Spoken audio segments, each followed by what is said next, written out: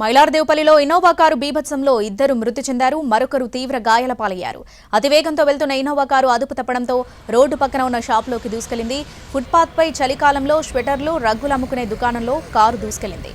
దీంతో అందులోనే నిద్రిస్తున్న తండ్రి కొడుకులపైకి కారు వెళ్లింది. ఈ ప్రమాదంలో తండ్రి కొడుకులు ఇద్దరూ మృత్యువాత పడ్డారు. మరొకరికి తీవ్ర గాయాలయ్యాయి. అతడికి ఉస్మానియా ఆసుపత్రిలో చికిత్స అందిస్తున్నారు. మృతులను యూపీకి చెందిన ప్రభు మహారాజ్, అతని కొడుకు దీపక్ గా గుర్తించారు. 6 బౌన్సర్లు శంషాబాద్ లో ప్రైవేట్ కార్యక్రమాన్ని ముగించుకుని సంతోష్ నగర్ కు ఇన్నోవాలో బయలుదేరారు. దుర్గానగర్ చౌరస్తా దగ్గర అతివేగం కారణంగా కారు అదుపు తప్పి ఫుట్పాత్ పై ఉన్న షాప్లోకి దూసుకెళ్లింది.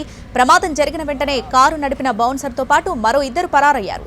ముగ్గురిని పోలీసులు అదుపులోకి తీసుకున్నారు. ఈ ఘటనకు సంబంధించి పూర్తి అప్డేట్స్ మా ప్రతినిధి రాధాకృష్ణ అందిస్తారు. మితిమీరిన వేగం ఇద్దరి ప్రాణాలను బలి తీసుకున్న ఘటన మైలార్దేవలపల్లి పోలీస్ స్టేషన్ పరిధిలోని కాటేదాన్ వద్ద చోటు చేసుకోవడం జరిగింది. ప్రస్తుతం మన సంఘటన స్థలం దగ్గర ఉన్నాం. ఇదే ఇన్నోవా కారు ఇద్దరి ప్రాణాలను బలి తీసుకుంది. ఇవాళ తెల్లవారుజామున ఈ ప్రమాదం చోటు చేసుకుంది. ప్రస్తుతం ఈ కారు మనం చూసిన ఇన్నోవాలో బౌన్సర్లు వీళ్ళంతా కూడా దాదాపు సంతోష్ నగర్ ప్రాంతానికి సంబంధించిన 6 బౌన్సర్లు వీళ్ళంతా కూడా శంషాబాద్ లో ఒక ప్రైవేట్ ఈవెంట్ లో పాల్గొని ఆ తర్వాత తిరిగి ఇంటికి వెళుతున్న సమయంలో కాటేదాన్ దుర్గానగర్ చౌరస్తా దగ్గర అంటే దాదాపు మరొక ½ కిలోమీటర్ దుర్గానగర్ సిగ్నల్ వస్తుందన్న సమయంలో ఒక్కసారిగా వాహనం మొత్తం కూడా అదుపు తప్పింది. రోడ్డు పక్కనే స్వెటర్లు, చెద్దర్లు అమ్ముకుంటున్న ఇద్దరి మీదికి దూసుకొని వెళ్లడం జరిగింది. ప్రస్తుతం మనం చూడొచ్చు కూడా కారు ఎంత ఓవర్ స్పీడ్ తో ఉందో అనడానికి ఇప్పుడు మనం రోడ్డు మీద నుంచి కారు దూసుకొచ్చిన ప్రాంతాన్ని చూస్తే మనకు అర్థమవుతుంది. ఉత్తరప్రదేశ్ ప్రాంతానికి సంబంధించిన వాళ్ళు తండ్రి కొడుకులతో పాటు మరొకరు మొత్తం ముగ్గురు కలిసి మనం ఒక రోడ్డు పక్కన గుడిసెను చూస్తున్నాం. అందులో ఒక కవర్లు కప్పుకొని అందులో వీళ్ళంతా కూడా చెద్దర్లు, స్వెటర్లు, మిగతా చలికి సంబంధించిన వాటిని కూడా వీళ్ళంతా అమ్ముకుంటూ ఉన్నారు. ఈ క్రమంలో ఇవాళ తెల్లవారుజామున వీళ్ళు మొత్తం కూడా పడుకొని ఉన్నారు. అందరూ గాఢ నిద్రలో ఉన్నారు.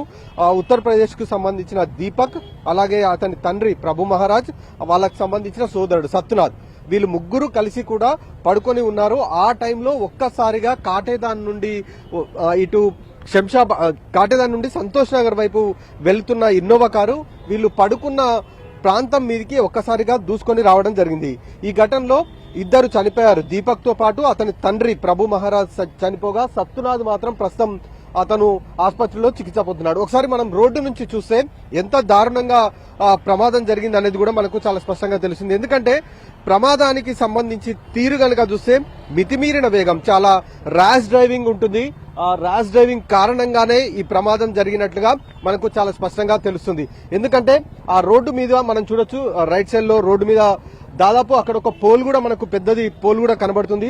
ఆ పోల్ కు పక్కనే వీళ్ళు జాగ్రత్తగా రోడ్డుకి ఎక్కడ కూడా అంటే కనీసం ఫుట్పాత్ కి దగ్గర కూడా కాదు, లోపలికి వీళ్ళు వేసుకొని ఉన్నారు. అయినా కానీ కారు మొత్తం కూడా అదుపు తప్పి ఆ పోల్ కి గుడిసెకి మధ్యలో ఇప్పుడు మనం చూస్తున్న 2 మధ్యలోంచి ఒక్కసారిగా కారు పైకి దూసుకొని రావడం జరిగింది. అక్కడ నిద్రపోతున్న వాళ్ళ పైకి దూసుకొని అయితే వెళ్లడం జరిగింది.